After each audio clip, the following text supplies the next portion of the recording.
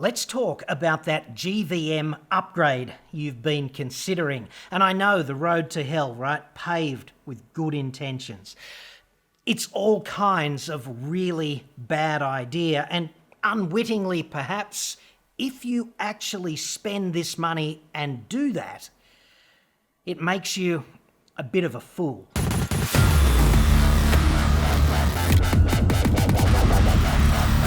I'm John Cadogan from AutoExpert.com.au, and I get new cars cheap for buyers here in Australia. Website for that, obviously, or you can just click the card that's up there now, dude.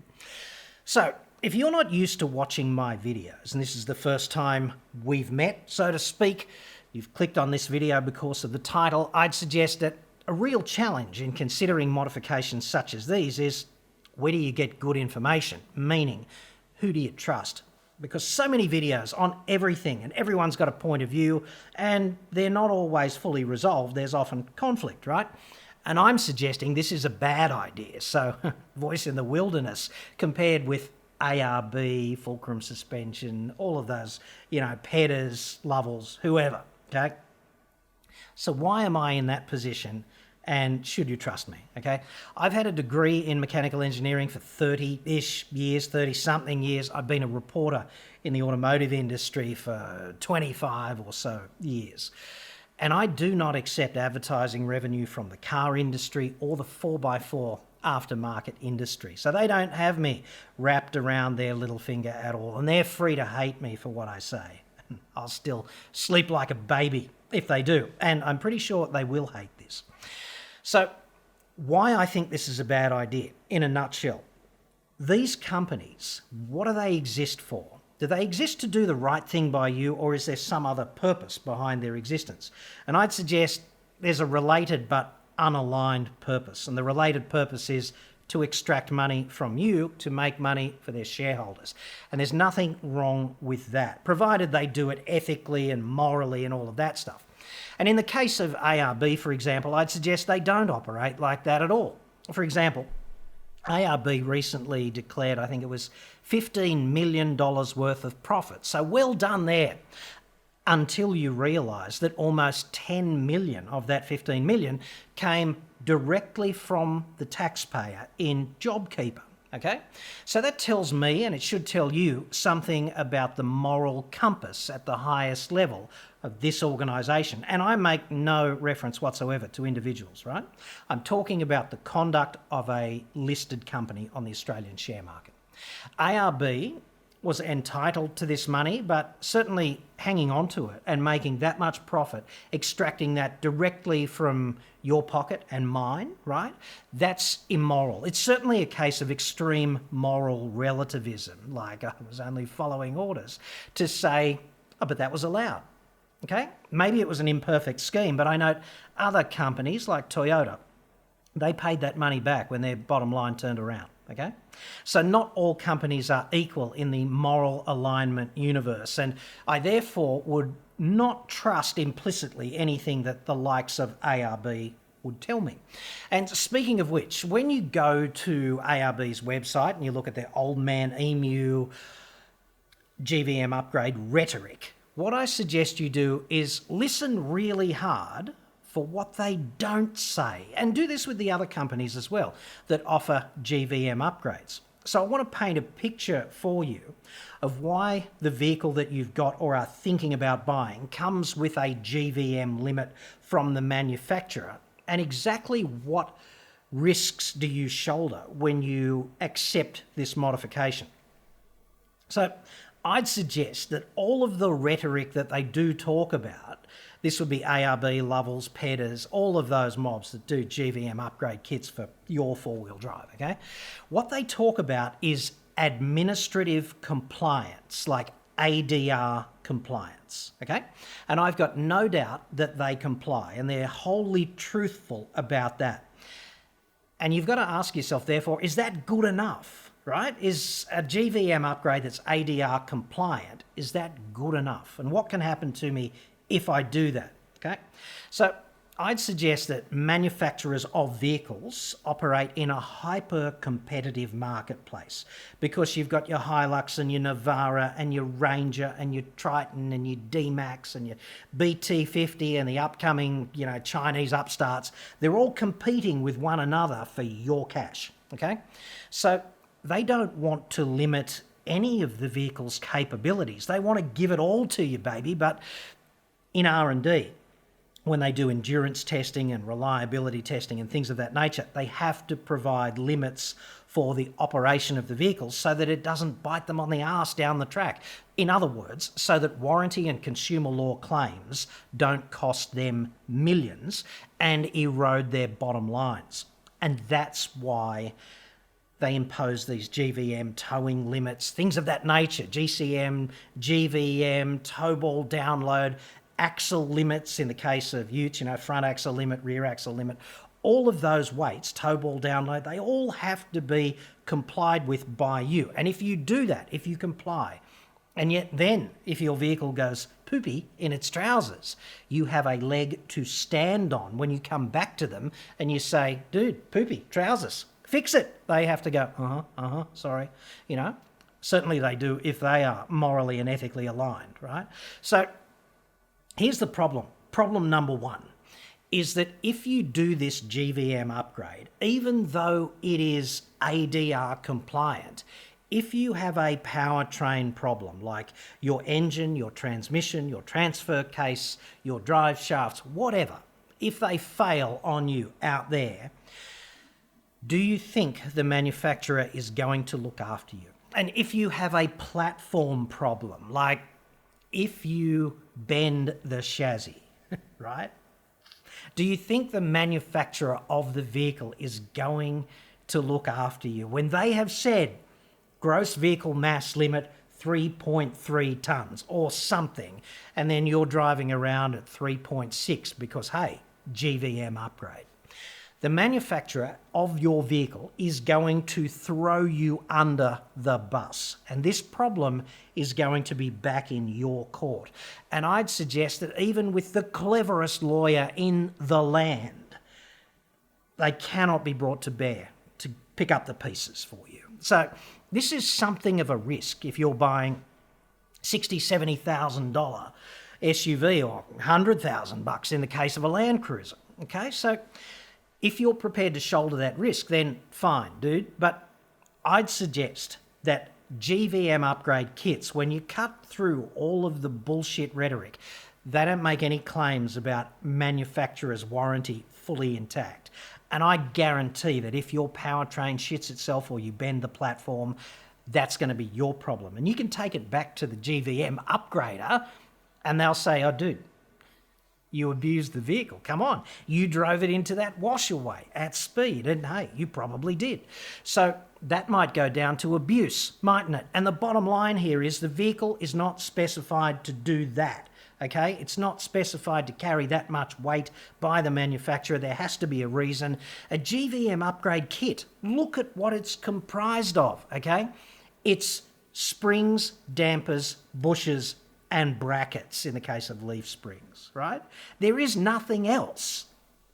So if it really was that simple to upgrade the GVM over in OE land, in manufacturer land, if it really was that simple, don't you think they'd just fit upgraded springs and dampers? Like, dude, they would, because it's such an easy way to get a leg up on the competition. So there has to be another reason, doesn't there?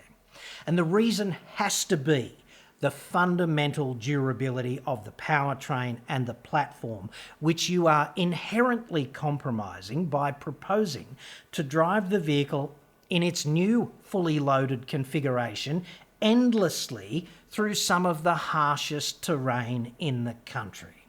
If that seems like a good idea to you, then we live in different universes, okay? We just do. And I probably can't help you anymore with my view. So I'd suggest that the other thing to consider if you have a 4x4 ute, okay, is that how do these things fail? And I'd suggest we talked about it the other day on this channel, but just go to Google Images and look up 4-wheel drive ute bent chassis. okay? It's quite entertaining. There are shots of all kinds of utes. There's Tritons, Navaras, Rangers, BTs. They're all banana-ramified because they've been driven in the outback harshly, overloaded. They all bend if you drive like this. And I'd suggest that this is nature shouting at you, shouting as loud as it can friggin' shout. It's saying the weakest link in a 4x4 ute, especially a dual cab, is the chassis. And if the GVM upgrade kit is springs and shocks, how has this gone any way whatsoever towards improving the weakest link, which is the structural integrity of the chassis? It hasn't done anything for that. So yes, your ute will probably ride a little bit more level when it's fully loaded, and you'll go over some minor bumps and you'll get better compliance if you go down this modification track.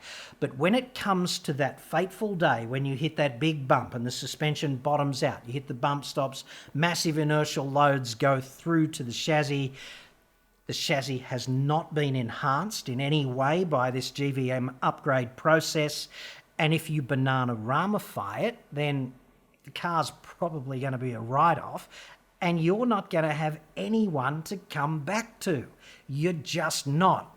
So the obvious solution here, right, is to think carefully about what you really need to carry and then buy a vehicle that will carry that in its standard form out of the blocks. And if a 4x4 ute or a Land Cruiser or a Patrol will not do this, buy a truck, dude. Buy like an Iveco 4x4 daily or something, or a Isuzu NPR, whatever it takes to carry all that shit that you need to bring from home to get away from it all, right? Whatever it is that you need to carry and or tow, buy a vehicle that can carry that, that's been through that whole exhaustive R&D process out of the blocks, right? Then you don't have to worry about any of that stuff. And finally, if you decide that I'm full of crap, up to you, dude, and I don't care.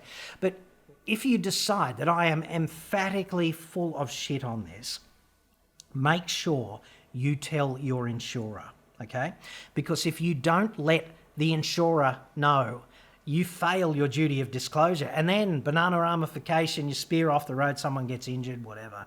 Worst case scenario, it'd be really nice to have comprehensive cover and be insulated from the ongoing financial damage that can flow from events of that nature, even though this will do nothing to insulate you from the emotional cost of being engaged in a terrible event like that. So there's a warning on that as well. And finally, I'd suggest that GVM upgrade is one thing, okay, but I want to get absolute confirmation if you go down this track. Get absolute confirmation about what the GCM limit of the car is, like the combination trailer plus vehicle combined mass limit.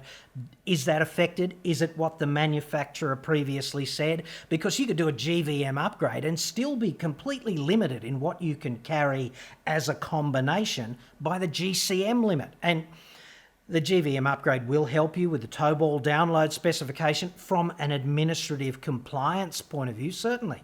And you'd want to carry the paperwork with you in case you get stopped at the roadside. You'd be able to show them the new compliance plate in the car if you do it before the first registration, obviously. So there's all of these things to consider. But I'd also suggest that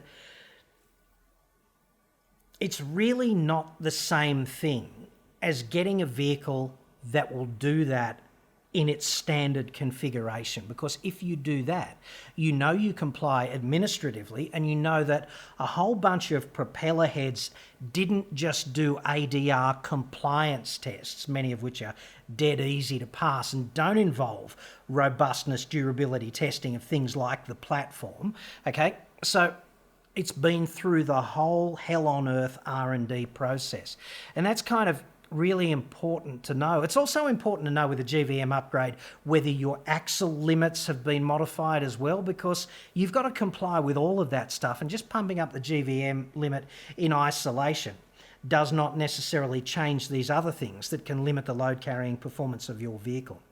And I'd also suggest to you that if you're having a conversation with a dude who's trying to sell you a GVM upgrade, that you are likely not to be getting wholly impartial advice from him.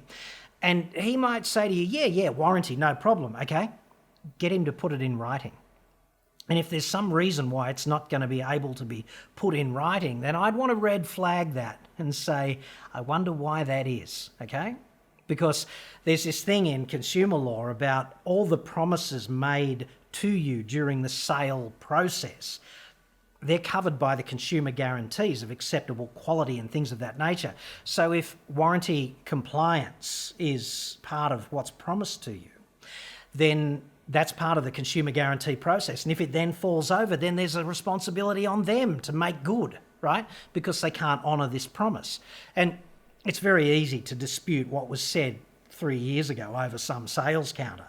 But if it's in writing and you've got it, like, hey, dude, here's the evidence, like, Your Worship, I'd like to offer this following in writing statement from them, the guarantee made to me from them that says warranty, compliance, blah.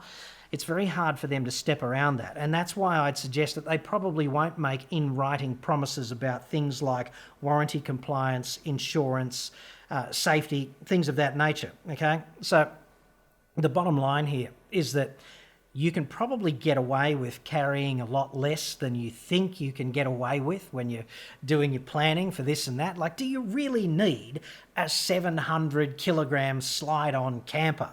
Probably not. You could probably get away with towing a trailer or something. You could probably get away from it all by bringing less. And if you can't do that, then there are plenty of more heavy-duty vehicles available. They're pretty expensive, but if you really need to carry all that crap, there are lighter 4x4 trucks available, like actual trucks, and they offer pretty extreme off-road capabilities as well as load carrying capabilities. So just go with one of them. And now this. Now, before I let you go, an emerging trend in off-road adventuring and Dingo Piss Creek visitation. Of course, I am talking about the rise of the so-called jack-off camper ute body. This is a real thing. I'm not making it up, not at all. They absolutely call it that, and this name appears to be catching on.